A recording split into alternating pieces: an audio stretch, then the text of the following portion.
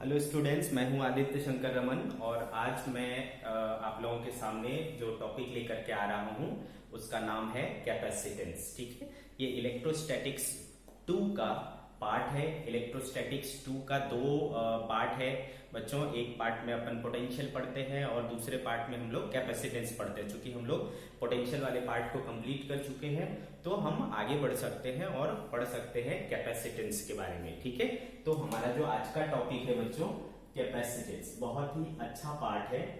ठीक है, बहुत मजा वाला है। तो हम लोग इसमें अच्छे से ध्यान लगा करके पढ़ेंगे और इसके ऊपर काफी अच्छे अच्छे न्यूमेरिकल्स बनते हैं, जिसको बनाने के लिए आपका कंसेप्ट पूरी तरीके से साउंड एंड अच्छे चाहिए। ठीक है, तो आपको इसके बेसिक्स को बहुत अच्छे से समझना पड़ेगा, बहुत अच्छे से देखना पड़ेगा। तो आप अटेंटिव रहें और ध्यान से देखें इसको। ठीक है, तो भाई कैपेसिटेंस की बात करते हैं। तो सबसे पहले है ना, कैपेसिटेंस चैप्टर में हम लोग जो स्टार्टिंग करेंगे वो है कैपेसिटर। ठीक है, कैपेसिटर सबसे पहले मैं ये बता दूं आपको कि कैपेसिटर होता क्या है, मतलब इसका डेफिनेशन क्या है। कैपेसिटर बच्चों एक ऐसी डिवाइस है जो क्या करता है, इलेक्ट्रिकल एनर्जी को स्टोर करके रखता है। ठीक है, capacitor is a device which can store electrical energy. Understood? ठीक है, तो भाई कैपेसिटर, इसको मैं यहां पर लिख दे रहा हूं। It is a device which stores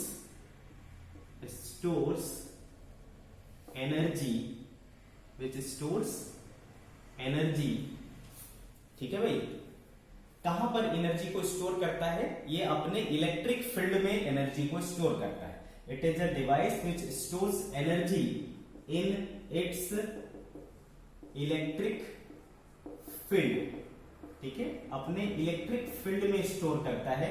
जहां तक उसका इलेक्ट्रिक फील्ड फैला होगा वहां तक उसकी एनर्जी क्या होगी, डिस्ट्रीब्यूटेड होगी। ठीक है, तो it is a device which stores energy in its electric field. ठीक है, in the form of charge,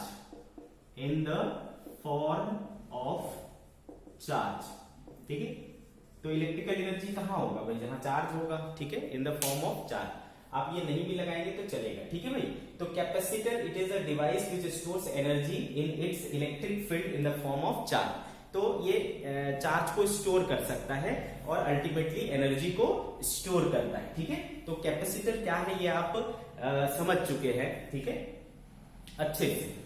but भाई इससे ना वो फील नहीं आई होगी, इससे वो मजा नहीं आया होगा। मतलब वास्तव में ये होता क्या है, क्या हम इसको डेली लाइफ में जानते हैं, क्या हम इसको डेली लाइफ में यूज करते हैं? तो मैं आपको बता दूं कि हम इसको डेली लाइफ में बहुत अच्छे से यूज करते हैं, है ना, काफी यूज होता है। ठीक है, एग्जांपल के तौर पर मैं आपको बता दूं कि सपोज आप कभी लोकल ट्रेन में कहीं ट्रेवल कर रहे हो, है ना, कभी लोकल ट्रेन में ट्रेवल कर रहे हो, कभी ऐसा हो जाता है कि फैन उसका नहीं चलता है। ठीक है, जब फैन नहीं चलता तो बूढ़े बुजुर्ग क्या करते हैं भाई, उठते हैं और पेन से उसको इस तरीके से थोड़ा रोल करते हैं तो वो फैन क्या होता है, चलने लगता है। तो क्यों ऐसा है? क्योंकि कई बार क्या होता है कि हमारे घरों में भी ऐसा देखने को मिलता है कि फैन स्टार्ट नहीं होता है ना, फिर उसको थोड़ा डंडे से घुमा दो तो वो चलने लगता है। तो इसके पीछे रीजन क्या है, क्यों वो हमेशा तो फैन ऐसा नहीं करता है ना, जो फैन काफी पुराना हो जाता है ना, उसमें कुछ गड़बड़ी आ जाती है तभी ऐसा होता है। तो क्या चीज गड़बड़ हुआ है उसका? ठीक है, तो भाई तो आप एक चीज ध्यान में रखें कि हर फैन में है ना क्या लगा होता है, कैपेसिटर लगा होता है, जिसको बोलचाल की भाषा में हम लोग कंडेंसर बोलते हैं। ठीक है, कंडेंसर। तो capacitor condenser is the same thing. ठीक है भाई, तो कंडेंसर चाहिए। एक्चुअली क्या है बच्चों, हम लोग क्लास 11th में भी पढ़े हैं। क्लास 11th में हमने सीखा है कि जैसे हम एग्जांपल लिया करते थे कि it is difficult to start the bicycle then to maintain its speed, है ना, पढ़े थे हम लोग। किसी चीज को स्टार्ट करने में ज्यादा एनर्जी लगती है, उसके स्पीड को मेंटेन रखने में नॉर्मल एनर्जी लगती है, कम एनर्जी लगती है, ये बात हमको पता है। सिमिलरली जब फैन स्टार्ट होता है उस समय है ना ज्यादा एनर्जी की जरूरत पड़ती है इन कंपैरिजन विथ उसको मूव करने में जितनी एनर्जी चाहिए। समझ में आया क्या आपको? तो भाई जब हम फैन को स्टार्ट करते हैं उस समय जो ज्यादा एनर्जी चाहिए है ना, एक एक्स्ट्रा एनर्जी चाहिए, वो कहां से आएगा? ठीक है, ये एक सवाल है, वो एनर्जी कहां से आएगा? अंडरस्टूड? तो भाई वो एनर्जी के लिए हम लोग क्या यूज करते हैं? कंडेंसर यूज करते हैं। जिस फैन का कंडेंसर खराब हो जाएगा वो स्टार्ट होने में क्या करेगा? तकलीफ देगा, वो आसानी से स्टार्ट नहीं होता। इसी तरीके की चीजें कई सारी चीजों में मतलब कंडेंसर कई जगह पर यूज होता है। बेसिकली आप अपने माइंड में एक बात रखो कि कंडेंसर या कैपेसिटर की यूज उन जगहों पर मेन रूप से होता है जहां पर कि सडनली है ना, एट वंस आपको बहुत ज्यादा अमाउंट ऑफ एनर्जी की जरूरत पड़ती है। ठीक है, अगर सडनली आपको एक ज्यादा अमाउंट ऑफ एनर्जी की जरूरत पड़ती है, फिर आगे नहीं चाहिए, एक पल के लिए चाहिए, ठीक है, तो उस जगह पर आपको क्या यूज करना पड़ता है? कंडेंसर। अंडरस्टूड? ठीक है, इसी प्रकार का आपको एग्जांपल देखने को मिलता है। आप समझो जैसे आपने पहले के जो कैमरे होते थे है ना, पहले का क्या आज भी जो हम लोग मोबाइल कैमरा यूज करते हैं या पहले के जो कैमरे होते थे है ना, उसमें फ्लैश लाइट होता था। जब आप क्लिक करो तो वो क्या करता था? फ्लैश करता था, है ना, बहुत तेज रोशनी देता था, हमारी आंखों को चुभने वाली रोशनी देता है कि अचानक से। समझ में आया कि आपको? वो रोशनी इतनी तेज होती है कि ऐसा लगता है कि ये तो एक बल्ब से भी ज्यादा रोशनी है। ठीक है, तो भाई आप सोचो एक कैमरा जो हम लोग यूज करते थे, उस कैमरे में है ना बहुत सिंपल सेल यूज होता था जो ओनली 1.5 वोल्ट का था। ठीक है, 1.5 वोल्ट का जो बैटरी है ना, क्या वो इतना लाइट दे सकता है ना? जबकि हम लोग घर में यूज करते तो भाई कितना ये रहता है आपका घर में सप्लाई कितने का आता है? 220 वोल्ट का। उस पे अगर हम बल्ब जलाए तो वो नॉर्मल रोशनी देता है, जबकि वो 1.5 वोल्ट पर काम करके है ना, 1.5 वोल्ट के 2 लगे होते थे, उससे इतनी रोशनी दे रहा है। कैसे? तो वो ऐसे कि हम जो घरों में यूज कर रहे हैं वो क्या कर रहा है? कंटिन्यूअस एनर्जी दे रहा है, कंटिन्यूअस लाइट दे रहा है, बट उसमें जो लगा हुआ है, क्या लगा हुआ है? फ्लैश लाइट लगा हुआ है। वो क्या करता है? एक पल के लिए जलता है और एक पल में बहुत सारा एनर्जी देता है लाइट के फॉर्म में, है कि नहीं? तो वहां पर हमको क्या चाहिए?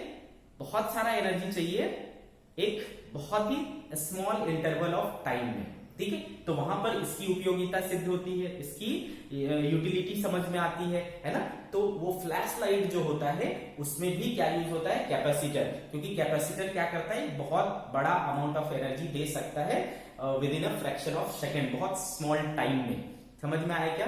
तो ऐसी जो भी एप्लीकेशन आपको दिखाई देता है जहां पर कि ऑल ऑफ अ सडन एक ह्यूज अमाउंट ऑफ एनर्जी की जरूरत है, ठीक है, तो आप वहां पर क्या यूज करते हैं? कंडेंसर यूज करते हैं, कैपेसिटर यूज करते हैं। तो मैंने अभी तक आपको 2 बातें सिखाई बच्चों कि कैपेसिटर होता क्या है। तो भाई कैपेसिटर एक डिवाइस है जो एनर्जी को स्टोर करता है। कहां स्टोर करता है भाई? इलेक्ट्रिकल फील्ड में, इलेक्ट्रिक फील्ड में, अपने इलेक्ट्रिक फील्ड में वो करता है। ठीक है, तो अपना इलेक्ट्रिक फील्ड कैसे प्रोड्यूस करेगा? जब उसके ऊपर चार्ज होगा। ठीक है, तो इस तरह से वो अल्टीमेटली क्या कर सकता है? चार्ज स्टोर कर सकता है और बदले में एनर्जी स्टोर कर सकता है। समझ गए क्या बात को आप? ठीक है, तो हमें समझ में आया कैपेसिटर क्या होता है, प्लस हमने सीखा कि इसका यूज क्या है, प्रैक्टिकल एप्लीकेशन क्या है। हमने सीखा कि जहां भी एक पल में है ना, बहुत छोटे समय में आपको ह्यूज अमाउंट ऑफ एनर्जी की जरूरत है, वहां पर आप किसका यूज करें? कैपेसिटर का यूज करें, कंडेंसर का यूज करें। ठीक है बच्चों, तो जितने भी फैन है, कूलर है, इन सब चीजों में क्या लगा होता है? कैपेसिटर लगा होता है बच्चों। ठीक है, तो इस बात को आप ध्यान रखें। चलो, इसके बाद जो चैप्टर का नाम है हमारा, है ना, क्या नाम है बच्चों? Capacitance. What does it mean by capacitance? ठीक है बच्चों, कैपेसिटेंस क्या होता है? तो बच्चों आप ध्यान रखिए कैपेसिटेंस के बारे में।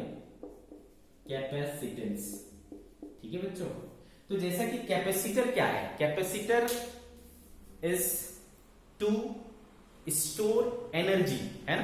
कैपेसिटर होता है एनर्जी को स्टोर करने के लिए। तो ये जो कैपेसिटेंस है उस कैपेसिटर की एबिलिटी बताता है कि वो कितनी एनर्जी को स्टोर कर सकता है। ठीक है, capacitance means ability of the capacitor to store energy. वो कितनी अमाउंट ऑफ एनर्जी स्टोर कर सकता है, वो किससे पता चलता है बच्चों? कैपेसिटेंस से पता चलता है, ठीक है। तो इसके लिए एक लॉ दिया गया जो सिंपल भाषा में हम बोल सकते हैं law of capacitance, law of capacitance, ठीक है बच्चों, लॉ ऑफ कैपेसिटेंस। ये कहता है, हमको समझ में आया कि कैपेसिटर क्या करता है, एनर्जी को स्टोर करता है, ठीक है भाई, समझ गए इतनी बात।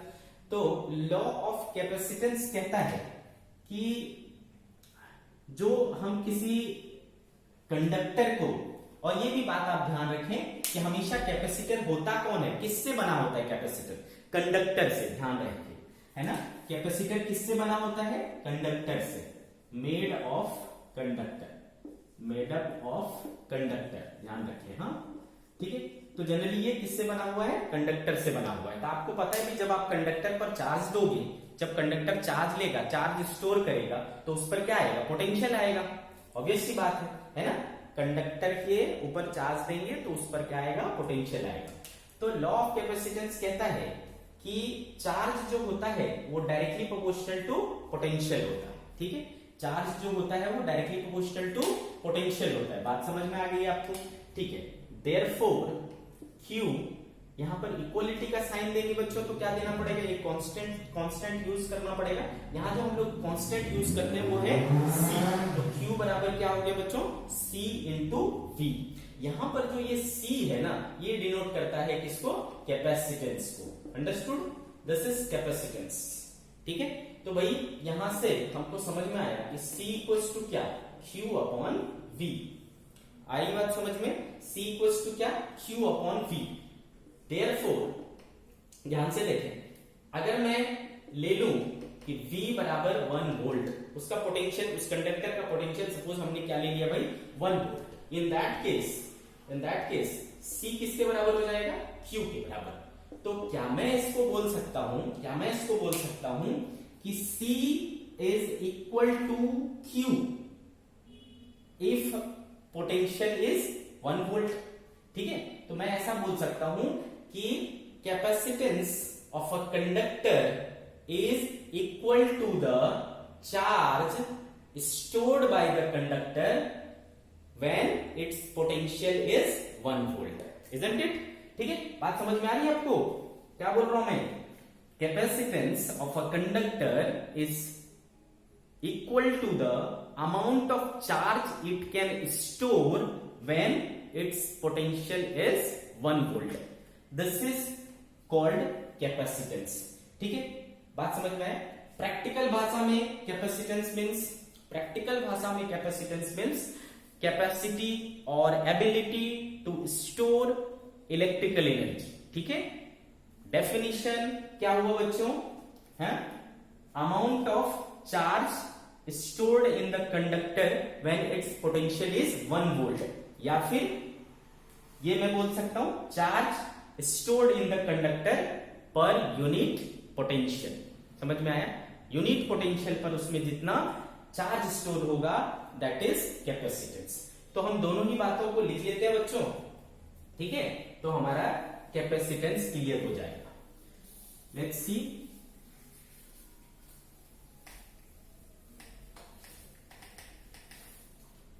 चलो कैपेसिटेंस को डिफाइन कर लेते हैं, कैपेसिटेंस, ठीक है बच्चों। तो कैपेसिटेंस क्या हो गया, it is defined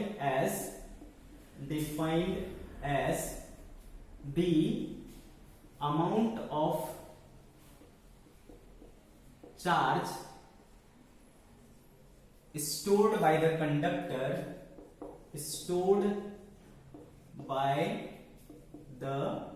conductor when its potential is 1 volt, ठीक है बच्चों, when its potential is 1 volt, तब हम इसको क्या कहते हैं, कैपेसिटेंस कहते हैं, अंडरस्टूड बच्चों।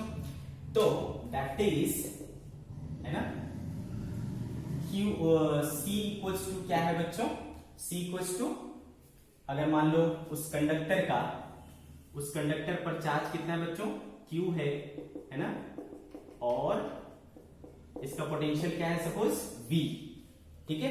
तो चूंकि V पोटेंशियल पर कितना चार्ज है, Q कूलम है, तो 1 पोटेंशियल पर क्या होगा, Q अपॉन V। तो C बराबर क्या हो गया भाई, Q अपॉन V। अंडरस्टूड, ठीक है भाई। यहां से हमें ये चीज समझ में आता है कि C बराबर क्या हो जाएगा, Q बाई V, यानी charge stored per unit potential, ठीक है। तो C बराबर Q बाई V आ गया। तो हम इसको काहे से डिनोट करते हैं बच्चों, it is denoted by C, ठीक है। दूसरी चीज it is denoted by C हो गया। इसका SI यूनिट देख ले बच्चों, इट्स SI यूनिट क्या हो जाएगा, जल्दी से देखो, सोचो, मन में सोचो, बोलो। इट्स SI यूनिट हो जाएगा बच्चों, है ना। चार्ज का बताओ, कूलम, और वोल्टेज का क्या हो जाएगा, वोल्ट। तो हो गया बच्चों कूलम पर वोल्ट, ठीक है। कैपेसिटेंस का SI unit coulomb per volt, तो इसका SI यूनिट हो जाता है बच्चों कूलम पर वोल्ट। एक चीज हो गया। इसको और दूसरे नाम से जानते हैं बच्चों, हम लोग बोलते हैं फैराड, ठीक है। फैराड F से शो करते हैं, ठीक है। कूलम पर वोल्ट और फैराड, ये हो गया इसका SI यूनिट। और एक बात याद रखना बच्चों, फैराड के अलावा भी हम लोग बहुत सारे यूनिट यूज करते हैं, जैसे कि माइक्रो फैराड, है ना। माइक्रो फैराड का मतलब हो गया भाई 10⁻⁻6 फैराड, ठीक है। पीको फैराड यूज कर सकते हैं हम लोग। पीको मतलब आपको पता ही है 10⁻12। तो ये जनरली यूज होता है क्योंकि 1 फैराड कैपेसिटेंस बहुत ज्यादा होता है, बहुत बड़ी क्वांटिटी हो जाती है। तो जनरली आप देखोगे कि आपको प्रॉब्लम्स में माइक्रो फैराड, पिको फैराड, इस तरीके की चीजें देखने को मिलेंगी, ठीक है। तो आपको ये सारी चीजें पता होनी चाहिए। तीसरी चीज हम लोग देख सकते हैं बच्चों, इसका डायमेंशनल फॉर्मूला। सोचिए, करिए आप लोग खुद से। इट्स डायमेंशनल फॉर्मूला क्या हो जाएगा बच्चों, देखो चार्ज का क्या होता है, चार्ज का कर सकते हैं हम लोग, है ना। तो Q और V क्या था बच्चों, W अपॉन Q, तो ये हो गया Q square by W। Q था IT, तो I स्क्वायर T स्क्वायर, और W का क्या, ml square T minus 2। So क्या हो गया बच्चों, m minus 1 L minus 2 T raise to 4, है ना, T रेस टू 4 प्लस ना, प्लस, हाँ, T रेस टू प्लस 4 और I का स्क्वायर, ठीक है। तो ये हो गया, देखो मैंने कुछ गलत गड़बड़ तो नहीं किया ना, है ना। m ऊपर गया भाई -1 हो गया, L ऊपर गया भाई L का पावर -2 हो गया, T -2 था, ऊपर जाकर के क्या हो गया, +4 हो गया, और I स्क्वायर पहले से था। तो dimensional formula is m -1 L -2 T raise to 4 I raise to 2। This is the dimensional formula, ठीक है बच्चों। ये क्या है, ये क्या है, स्केलर क्वांटिटी है, इट्स अ स्केलर क्वांटिटी। समझ गए बच्चों, अंडरस्टूड।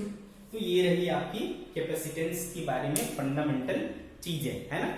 इसका सिग्निफिकेंस क्या है बच्चों, सिग्निफिकेंस क्या है, ये हमें बताता है ability to store the energy, है ना। Significance, significance capacitance is the capacity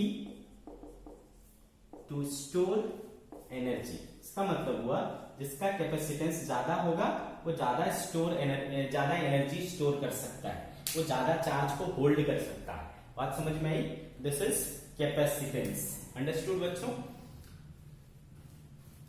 एक चीज और देखिए आप यहां पर, अब जैसे कि C इक्वल्स टू आया Q अपॉन V। अब आपसे कोई पूछे, है ना, कि अगर मैं Q को बदल दूं तो C कैसे बदलेगा, तो आपको देख के ऐसा लग रहा है कि C क्या है, डायरेक्टली प्रोपोर्शनल टू Q है, और इनवर्सली प्रोपोर्शनल टू क्या है, V है। ऐसा देख करके इस एक्सप्रेशन को आपको लग रहा है कि नहीं, बट है ना, ऐसा दिख रहा है कि C is directly proportional to Q and C is inversely proportional to V, ठीक है। बट बच्चों आप कंफ्यूज ना हो, है ना। C हमने क्या लिया था, प्रोपोर्शनैलिटी कांस्टेंट लिया था, इट वाज अ कांस्टेंट, है ना। जैसा ओम्स लॉ में V इक्वल्स टू IR, तो R बराबर क्या होता था, V अपॉन I, है ना बच्चों। और R का एक फॉर्मूला क्या था, रो L बाय A, याद आ रहा है आपको। तो आप बताओ क्या R वोल्टेज और करंट पर डिपेंड करता था, नहीं, है ना। अच्छा, आपको तो हाँ आपने क्लास 10th में पढ़ा तो है ना। आर वी और आई पर डिपेंड नहीं करता है, वी और आई तो क्या होते हैं, प्रोपोर्शनल होते हैं, आर क्या रहता है, कांस्टेंट रहता है। बट ये देखो आर यहां से डिपेंड करता है, रो एल बाय ए, है ना। ये कंस्ट्रक्शनल चीजें हैं, मटेरियल कौन सा लिया, लंबाई क्या है, एरिया क्या है, कंस्ट्रक्शनल चीजों पर डिपेंड करता है, करंट वोल्टेज पर डिपेंड नहीं करता। रेजिस्टेंस के जैसा ही यहाँ पर एक टर्म है कैपेसिटेंस, ठीक है। तो कैपेसिटेंस भी ये चार्ज और वोल्टेज पर डिपेंड नहीं करता है, ये एकदम अच्छे से आप अपने दिमाग में बैठाएं। चार्ज को चेंज करने से कैपेसिटेंस चेंज नहीं होगा, वोल्टेज को चेंज करने से कैपेसिटेंस चेंज नहीं होगा, ठीक है। सी जो है वो कंस्ट्रक्शनल पैरामीटर्स पर डिपेंड करता है, ना कि इन पर डिपेंड करता है। वो कैसे, हम आगे चल करके आपको और अच्छे से क्लैरिटी के साथ दिखाएंगे। अभी फिलहाल आप समझिए, नोट लिख लीजिए कि कैपेसिटेंस यानी C does not depend on charge Q और voltage V। Understood? Capacitance does not depend on charge Q और वोल्टेज V, ठीक है। ये किस पर डिपेंड करता है, कंस्ट्रक्शनल पैरामीटर्स पर डिपेंड करता है, याद रहे। It depends on constructional parameter, है ना। शेप क्या है, साइज क्या है, इस तरीके की चीजों पर डिपेंड करता है, कौन से मटेरियल से बना हुआ है ना, ऐसी बातों पर डिपेंड करता है। It depends on constructional parameter, not on charge और वोल्टेज, ठीक है। तो चलो भाई कैपेसिटेंस को आगे बढ़ाते हैं हम लोग। तो भाई अपने को क्या करना है, एक चीज हम सीख गए कि कैपेसिटर जनरली क्या होता है, कैपेसिटर होता है ना। कैपेसिटर पर चार्ज स्टोर करते चले जाएंगे, है ना, चार्ज स्टोर कर सकते हैं, उसके टर्म्स में वो क्या करता है, एनर्जी को स्टोर कर लेता है। ये हमने सीखा, ठीक है। तो सबसे जो सिंपलेस्ट कैपेसिटर माना जाता है वो है स्फेरिकल कंडक्टर। ध्यान रखें बच्चों। तो स्फेरिकल कंडक्टर, है ना, स्फेरिकल कंडक्टर जो है वो बिहेव करता है क्या बच्चों, स्फेरिकल कैपेसिटर। इसको हम लोग आइसोलेटेड स्फेरिकल कैपेसिटर बोल सकते हैं, ठीक है बच्चों। स्फेरिकल कंडक्टर या आइसोलेटेड स्फेरिकल कंडक्टर, इस तरह का चीजें कह सकते हैं हम लोग। आ रही बात समझ में? तो ध्यान से देखिए बच्चों, अगर मान लो एक कंडक्टर है जिसका रेडियस क्या है बच्चों, कैपिटल R है, ठीक है। हमने इस पर क्या दे दिया, चार्ज दे दिया, सपोज कितना, +Q, ठीक है। Q चार्ज दे दिया हमने, चलो ठीक है भाई, अच्छी बात है। अब देखो इसका वोल्टेज आपको निकालना आता है ना। वी नो दैट, क्या जानते हैं बच्चों, V बराबर क्या होता है, KQ/R। इसके सरफेस पर पोटेंशियल कितना होगा, KQ/R होगा। सेंटर पर क्या होगा, वो भी वही होगा, है ना, क्योंकि ये कंडक्टर है। तो इस पर पोटेंशियल कितना है, KQ/R है। Very good. अब देखो बच्चों, अभी हमने सीखा है कि C बराबर क्या होता है, Q/V होता है ना बच्चों। देयरफॉर C = Q/V कितना आया है, KQ/R। तो R ऊपर चला जाएगा तो ये Q कैंसिल हो जाता है। तो C = बचा क्या बच्चों, R/K। आपको अच्छे से पता है 1/K क्या होता है बच्चों, 4πε0। तो 4πε0। तो देयरफॉर C = 4πε0R, ठीक है, 4πε0R। देखो ये आ गया कैपेसिटेंस। आ रही क्या बात समझ में? तो यहां से आपको बहुत क्लियरली, बहुत अच्छे से दिख रहा है कि C के एक्सप्रेशन में Q तो कहीं आया ही नहीं। बात समझ में आ रही है? C के एक्सप्रेशन में कहीं Q आया क्या, कहीं V आया क्या? ना तो Q आया बच्चों, ना तो V आया। तो इससे अब मैं बहुत अच्छे से क्लियर हो जाता है कि कैपेसिटेंस जो है ना, वो चार्ज कितना है उस पर डिपेंड नहीं करता, वोल्टेज उस पर कितना है इस बात पर डिपेंड नहीं करता, वो R रेडियस है ना, ये छोटा बड़ा करूंगा, साइज चेंज हो जाएगा, शेप एंड साइज पर डिपेंड करता है। समझ गए बच्चों? मीडियम चेंज करूंगा तो यहाँ पर एप्सिलॉन नॉट के साथ साथ एप्सिलॉन आर आ जाएगा। तो इसलिए मैंने बोला कि कैपेसिटेंस जो है वो कंस्ट्रक्शनल पैरामीटर्स पर डिपेंड करता है कि नहीं? इस बात पर डिपेंड नहीं करता कि उस पर चार्ज कितना है या वोल्टेज कितना है। तो बच्चों आप अच्छे से ध्यान रखें कि स्फेरिकल कंडक्टर है ना, ये आइसोलेटेड स्फेरिकल कैपेसिटर का पोटेंशियल का फॉर्मूला क्या हो जाता है? C = 4 pi epsilon not R। ठीक है, तो ये फॉर्मूला आपको अच्छे से याद हो जाना चाहिए। अच्छे से समझ में आया कि आपको? तो एक स्फेरिकल कंडक्टर जो है वो कैपेसिटर की तरह बिहेव करता है। आइसोलेटेड स्फेरिकल कंडक्टर बोल सकते हैं, कैपेसिटर बोल सकते हैं, जिसका पोटेंशियल कैपेसिटेंस क्या होता है? 4 पाई एप्सिलॉन नॉट R होता है। साइज पर डिपेंड कर रहा है, मटेरियल पर डिपेंड कर रहा है ना? ठीक है, Q या V यानी चार्ज या वोल्टेज पर डिपेंड नहीं करता है। ओके बच्चों, चलो इसके बाद हम लोग बात कर लेते हैं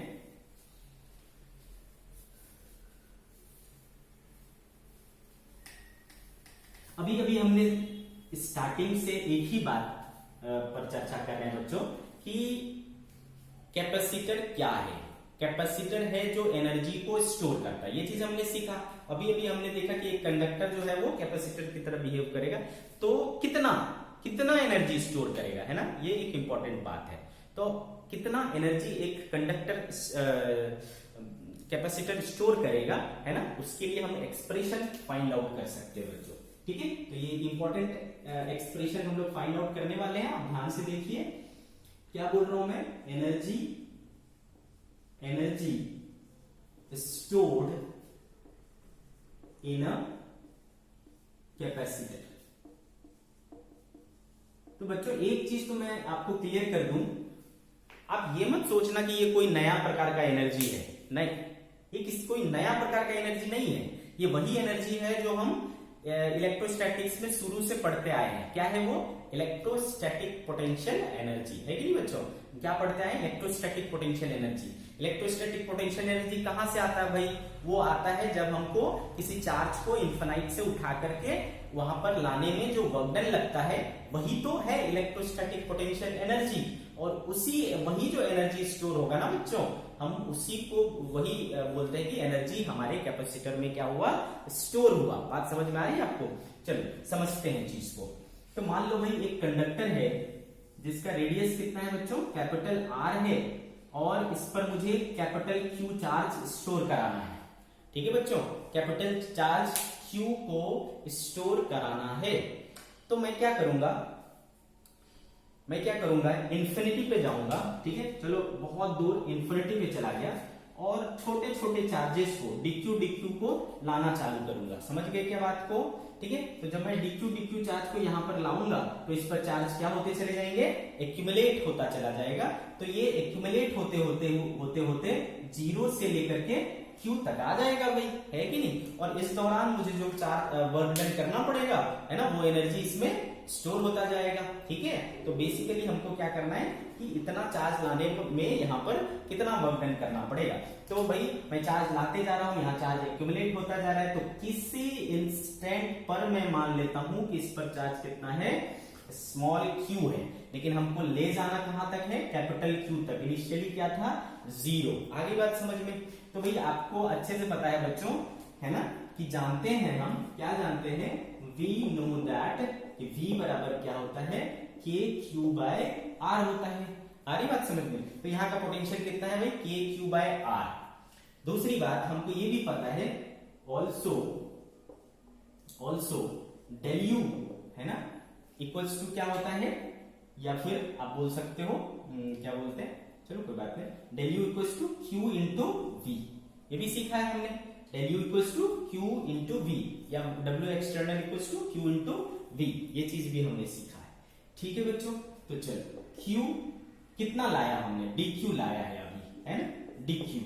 और V कितना है यहाँ पर? KQ/R। आ रही बात समझ में? dq चार्ज ला रहे हैं और अभी यहाँ पर पोटेंशियल कितना है?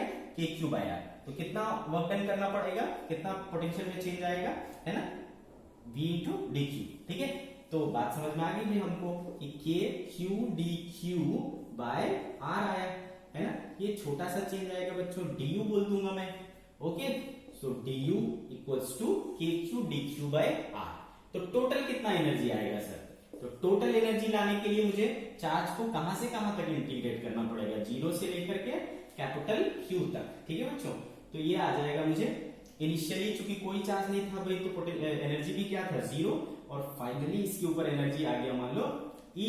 तो देयरफॉर E इक्वल टू क्या हो जाएगा बच्चों, K बाय R बाहर ले लो, Q का क्या हो जाएगा, Q स्क्वायर बाय 2, ठीक है, Q स्क्वायर बाय 2। तो क्या हो गया, देखो बच्चों, K Q square by 2R, ठीक है, K Q square by 2R हो गया। ध्यान से देखिए आप बात को, चीज को समझिए, ठीक है। तो यहां पर जो एनर्जी स्टोर हुआ बच्चों, K Q square by 2R, ठीक है। अब इसको हम क्या कर सकते हैं, इसको हम क्या कर सकते हैं,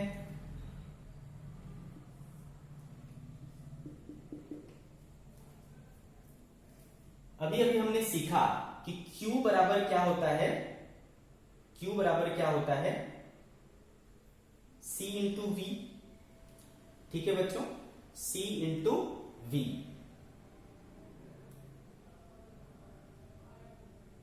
1/4 pi epsilon naught, and Q equals to C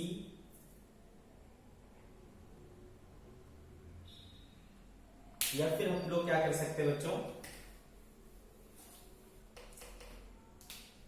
आपने अभी भी देखा था, क्योंकि ये कंडक्टर है, तो इस कंडक्टर का कैपेसिटेंस कितना बच्चों, 4 पाई एप्सिलॉन नॉट R, है ना, ऐसा कर सकते हैं हम लोग। कंडक्टर का कैपेसिटेंस अभी जस्ट हमने थोड़ी देर पहले फाइंड आउट किया था, कैपेसिटेंस कितना, 4 पाई एप्सिलॉन नॉट R। तो भाई यहां पर मैंने क्या किया, K के बदले क्या रख दिया बच्चों, सॉरी, K बाय, सॉरी, हाँ, K की वैल्यू रख देता हूं मैं, K 1/4 पाई एप्सिलॉन नॉट, ठीक है, इंटू 2R का, तो R यहां ले लिया मैंने, और 2 को मैं अलग से रखता हूं, और ऊपर में क्या था बच्चों, Q स्क्वायर, ठीक है। तो ये जो 4 पाई एप्सिलॉन नॉट R है, उसके बदले में क्या रख सकता हूं, C रख सकता हूं। तो क्या हो गया देखो बच्चों, Q स्क्वायर बाय, इसके बदले मैंने C रखा और 2C हो गया, ठीक है। तो E इक्वल्स टू जो हमारे पास आया वो है Q स्क्वायर बाय 2C। आ रही क्या बात समझ में आपको? मैं फिर से आपको रिपीट कर देता हूं बच्चों, मैंने बोला कि हमको क्या करना है, इसके ऊपर टोटल चार्ज कैपिटल Q लाना है, ठीक है, और इसका रेडियस कितना है, R है, इसका कैपेसिटेंस सपोज कैपिटल C है। तो हमको तो पता ही भाई कैपेसिटेंस एक स्फेरिकल कंडक्टर का कितना होता है, 4 पाई एप्सिलॉन नॉट R होता है, ये चीज हमने सीख लिया। अब यहां पर एनर्जी क्यों आएगी, एनर्जी आएगी इसको, इस अरेंजमेंट को, चार्ज के इस अरेंजमेंट को यहां पर लाने में। तो हम क्या करेंगे भाई, छोटे छोटे चार्जेस dq को इसके ऊपर ला करके डालेंगे। तो जब हम dq चार्जेस को इस पर लाके डालेंगे, है ना, और इस पर चार्ज आता चला जाएगा, तो वही चार्ज, क्योंकि ये पॉजिटिव चार्ज है, वो दूसरे पॉजिटिव चार्ज को क्या करेगा, रिपेल करेगा। तो उसके लिए हमको क्या करना पड़ेगा, वर्क डन करना पड़ेगा। हम जो वर्क डन करते चले जाएंगे वो उसमें एनर्जी के रूप में स्टोर होता चला जाएगा, ठीक है। हमको पता है भाई वर्क डन या चेंज इन पोटेंशियल एनर्जी का फॉर्मूला क्या होता है, Q इंटू V होता है। और मान लो किसी इंस्टेंट पर यहाँ पर कितना चार्ज आ चुका है, स्मॉल q चार्ज आ चुका है, स्मॉल q चार्ज आ चुका है, तो उस समय तक वहां का पोटेंशियल क्या हो चुका है, kq बाय r। अब मैं अगले पर फिर से क्या लाऊंगा, dq लाऊंगा, तो मुझे अब कितना वर्क डन करना पड़ेगा या कितना पोटेंशियल में चेंज होगा, तो dq इंटू v, और v कितना है, kq बाय r। तो टोटल एनर्जी निकालने के लिए मुझे क्या करना पड़ेगा बच्चों, kq dq बाय r। क्योंकि स्टार्टिंग में कोई भी, है ना, स्टार्टिंग में चार्ज 0 था, तो एनर्जी भी क्या रहेगा, 0। फाइनली मान लो वहां का एनर्जी क्या हो गया, कैपिटल E हो गया, तो चेंज इन एनर्जी यहां से आ गया E, है ना बच्चों। K बाय R कांस्टेंट था, Q का इंटीग्रेशन करोगे आप क्या हो जाएगा, Q by 2 square by 2, limit put करोगे K Q square by 2R। अब चूंकि K की वैल्यू पुट कर देता हूं, 1/4 पाई एप्सिलॉन नॉट R, तो Q स्क्वायर बाय 2 और 4 पाई एप्सिलॉन नॉट R किसके बराबर है, C के बराबर है। तो ये हो गया बच्चों Q स्क्वायर बाय 2C, ठीक है। तो ये है बच्चों आपका फॉर्मूला किस चीज का, energy stored in a capacitor. ठीक है बच्चों, energy stored in a capacitor का फॉर्मूला हो गया Q²/2C। अब इसको हम कुछ और रूप दे सकते हैं। ठीक है, तो E इक्वल्स टू एक फॉर्मूला मिला हमारे पास Q²/2C। ठीक है, अच्छा अभी अभी हमने और सीखा था, क्या सीखा था कि Q बराबर क्या होता है, C इंटू V होता है। Therefore E equals to Q के बदले अगर CV रख दो तो C²V²/2C, एक C कट गया बच्चों, तो E बराबर एक और फॉर्मूला हमें मिला half CV²। Getting my point? ठीक है बच्चों, तो हाफ CV², ये दूसरा फॉर्मूला, एक फॉर्मूला और ये दूसरा फॉर्मूला। अच्छा बच्चों, ये जो मैं कर रहा हूं है ना, अभी मैंने सिर्फ आपको एक प्रकार का कैपेसिटर जो सिंपलेस्ट है ना, spherical capacitor, spherical conductor capacitor जो है वही सिखाया है। ठीक है, और भी कई प्रकार के कैपेसिटर हम लोग सीखने वाले हैं। तो क्या हर प्रकार के कैपेसिटर के लिए एनर्जी का फॉर्मूला अलग होगा? तो मेरा आंसर है बच्चों कि नहीं, हर एक में ये फॉर्मूले अप्लाई होंगे, चाहे वो कोई भी प्रकार का कैपेसिटर होगा, है ना, भले उसका C का एक्सप्रेशन चेंज होगा बट एनर्जी का एक्सप्रेशन यही रहेगा, हाफ CV² या Q²/2C। तो आप टेंशन ना ले, ये हर प्रकार के कैपेसिटर में ऐसा ही यूज होगा। ठीक है, दूसरी चीज और हम क्या कर सकते हैं बच्चों, चूंकि Q बराबर C इंटू V है बच्चों, तो C बराबर क्या लिख सकता हूं, Q/V। तो अगर यहां पर मैं C को रिप्लेस करूं तो Q²/2, C के बदले Q/V, तो Q/V ऊपर चला गया बच्चों, Q और Q कैंसिल हो जाएगा, half into Q into V। ये तीसरा एक्सप्रेशन। ये तीन में से आप कोई भी एक्सप्रेशन यूज कर सकते हैं बच्चों, क्या बताने के लिए, energy stored in a capacitor को बताने के लिए। अंडरस्टूड बच्चों, अच्छे से समझ में आ रहा है आपको? ठीक है, तो this is starting of capacitance.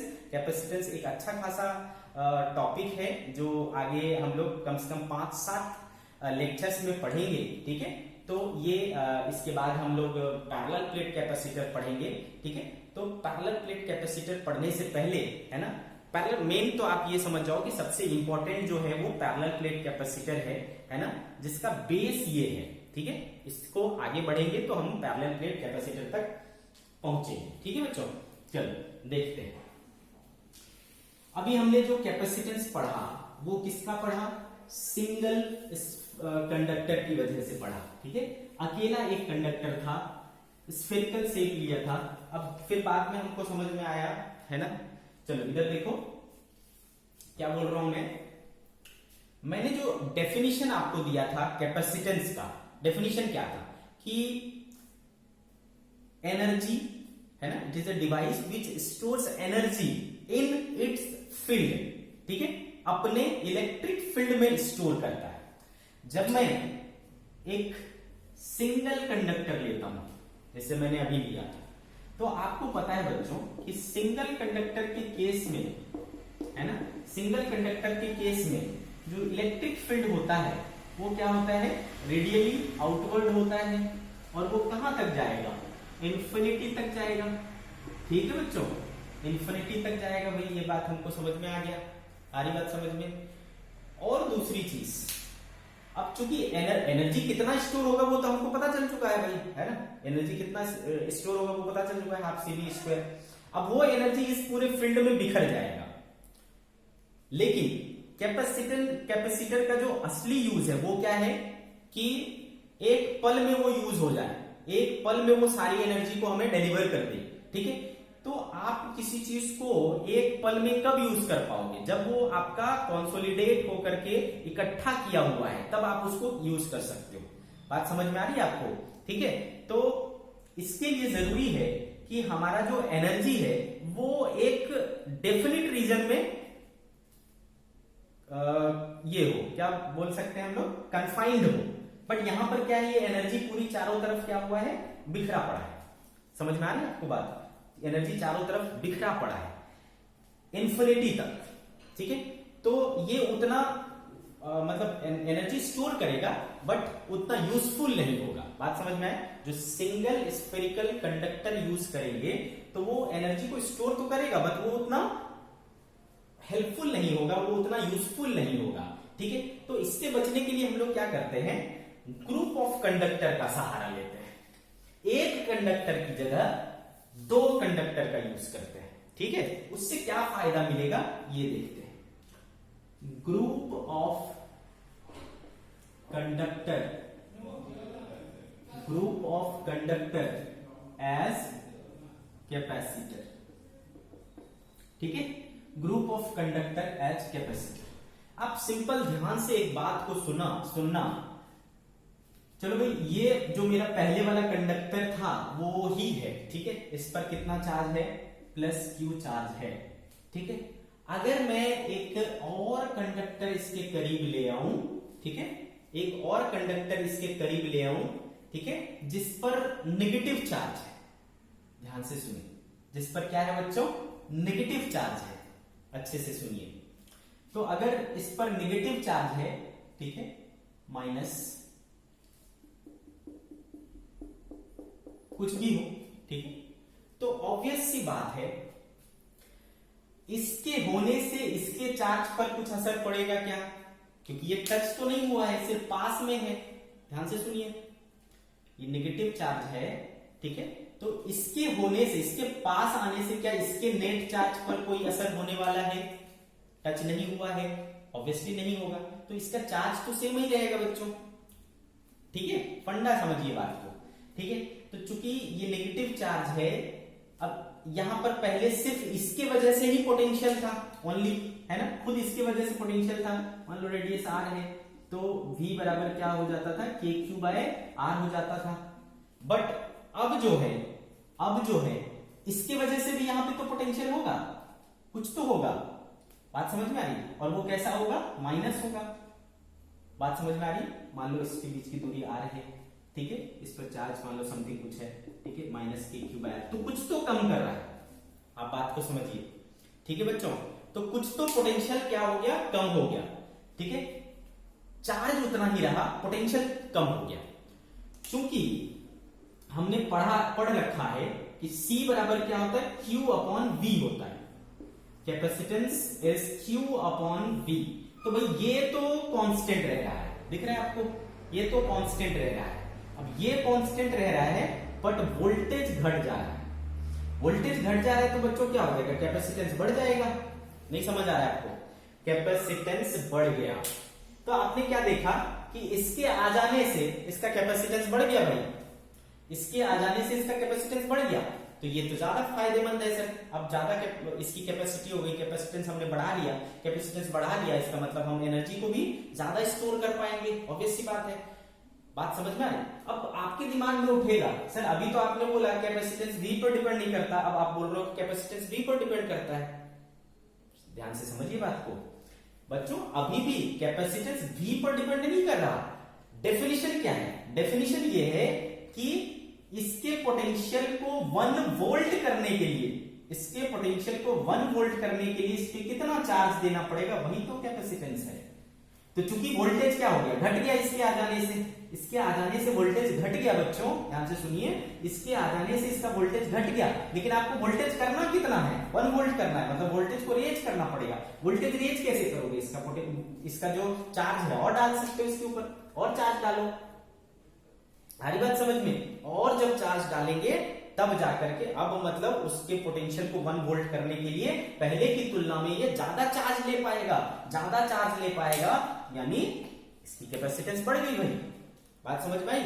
तो क्लियर कट तरीके से आप ये समझिए कि एक सिंगल कंडक्टर की तुलना में, ठीक है, सिंगल कंडक्टर की तुलना में अगर दो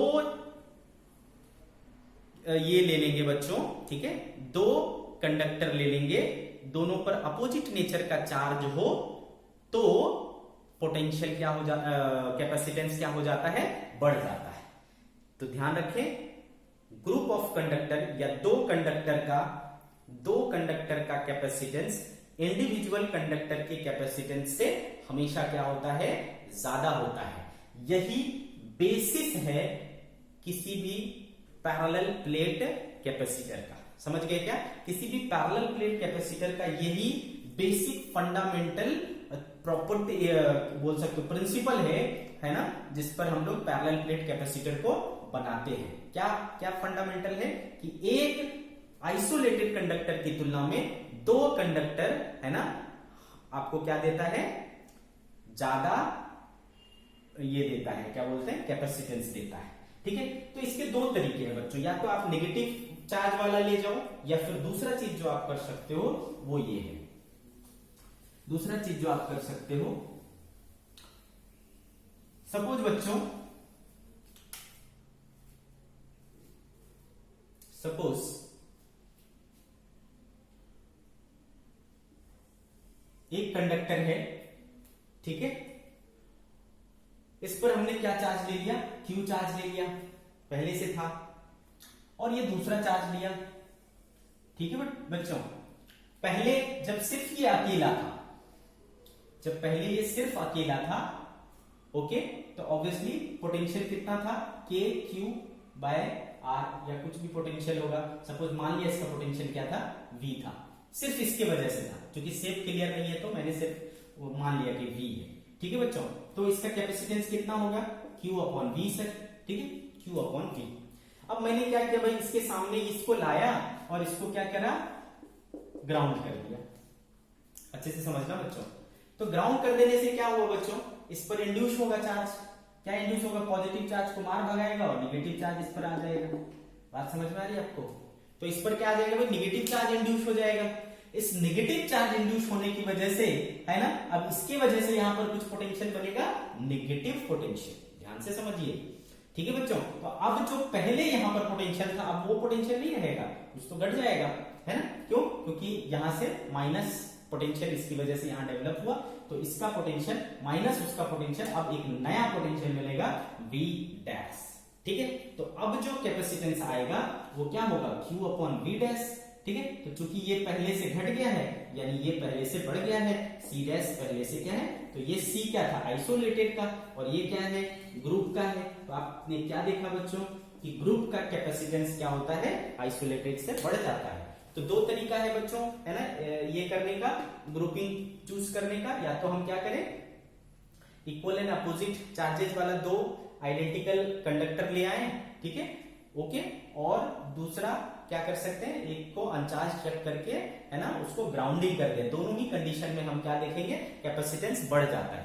भाई ये जो डिस्कशन हमने किया, इसका फुल एंड फाइनल कंक्लूजन ये है कि एक कंडक्टर की तुलना में दो कंडक्टर का, है ना, ग्रुप ऑफ कंडक्टर का कैपेसिटी बढ़ जाता है, क्या करने का, चार्ज को होल्ड करने का, एनर्जी को स्टोर करने का। ठीक है, तो इसलिए हम लोग आइसोलेटेड ना बना करके पैरेलल प्लेट कैपेसिटर्स बनाया करते हैं। ठीक है, पैरेलल प्लेट कैपेसिटर एक बहुत ही अच्छा टॉपिक है, बहुत बड़ा टॉपिक है ये, आपका 3 से 4 दिन चलेगा।